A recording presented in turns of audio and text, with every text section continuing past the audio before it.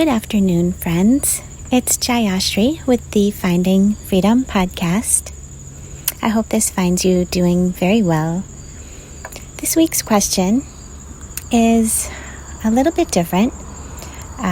Somebody was inquiring about my diet and exercise routine, and it happens that I'm a raw vegan. And so they asked, perhaps this might be a great topic for one of the podcasts, that this person is utterly in love with animals and yet still has a hard time beginning to make a lifestyle change, perhaps to a vegan lifestyle. And the question was, how do I begin making a change that I know will be difficult, since it's comfortable, it's all I know, it's enjoyable, but ultimately the change would be best for me and my growth. And they also stated that they felt this related back to the ego and the desire to enjoy everything, such as the circle of life. So a really, really great question. And I'm going to start by saying I'm not here to say that anyone should be eating any certain way. And I don't, which leads me to the next point, which is about shoulds in general. I don't really think the word should is one that we want to use for ourselves, because if we're forcing anything because we should be doing it, but we don't really want to do it, we're not ready to do it, and maybe it's not even coming from a place of a little bee. It may not even be coming up from a place of our own truth, so to speak. So I really feel that we're all exactly where we need to be. And that as we evolve, things naturally drop away. So I really feel that self-realization, which is the knowledge of our wonderful emptiness, it's not about adding anything on. It's about letting go that which we are not. And so, as it pertains to potentially diet, for me, it was a really organic process. And basically I had pets, and I just realized how much I loved them, and I couldn't eat meat anymore. I didn't even know about the health benefits of not eating meat. And then I learned about factory farming and what all these animals go through, and it was a no-brainer. It was very easy. It just dropped away. But this doesn't mean that it should be this way for everyone, and it will be this way for everyone. So because that which we force ourselves to do, it's with that reverse psychology, it becomes that much more of a pull for us to want to do it. So it's a spontaneous thing. We really don't have any control over when things take place. As I've said before, there is no free will, because there is no one to make decisions. There is no separate self. I know it's hard to believe, but this is the case. And so with no one there to be making decisions, it's all just a matter of we're living in a place of surrender, whether we like it or not. And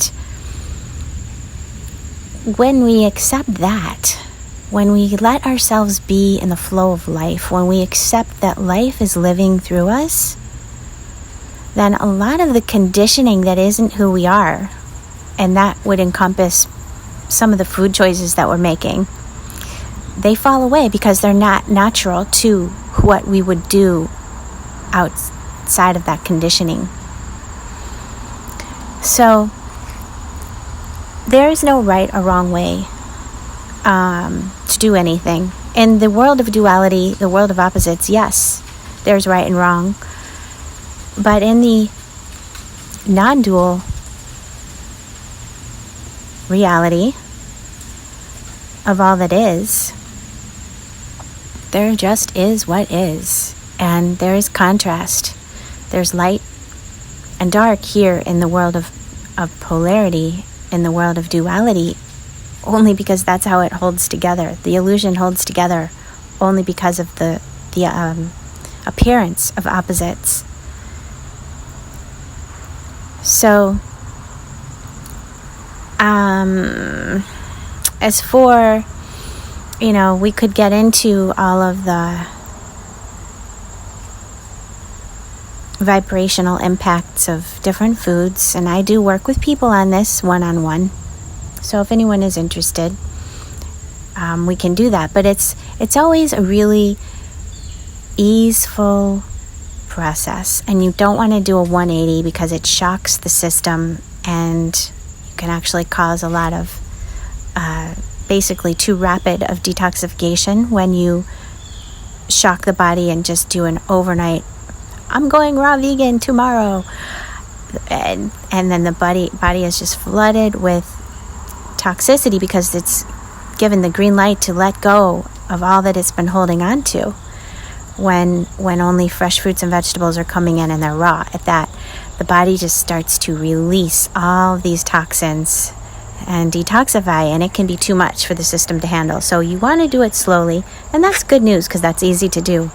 So as far as this particular subject, first thing I ever recommend to anyone is just incorporate a green smoothie first thing each day. And light speaks to light, and so the palate basically will begin to change. The body chemistry will begin to change just with the addition of this 32-ounce green smoothie. Maybe you start with 16 ounces at first. There are green smoothie recipes on my website, and I can also give them to you one-on-one. But basically you want to do 50% greens, 50% fruit, some lemon and ginger, maybe a touch of stevia. Practice proper food combining, so you don't want to throw everything but the kitchen sink in there. You just want to do greens and fruit. Lots of greens. But yeah, and then, just start with that. Once that becomes part of the routine, then one can move to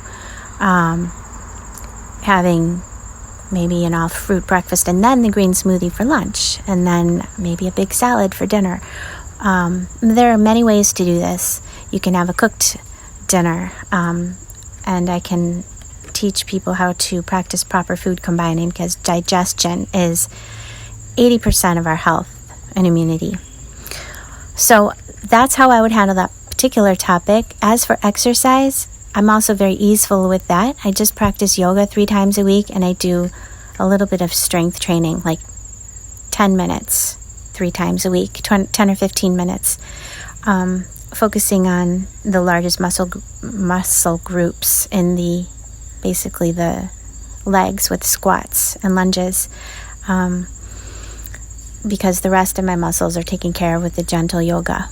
So a lot of people feel like they have to really kill themselves to be, healthy and lean and fit. And this will often perpetuate an insatiable appetite, which kind of counters the whole process.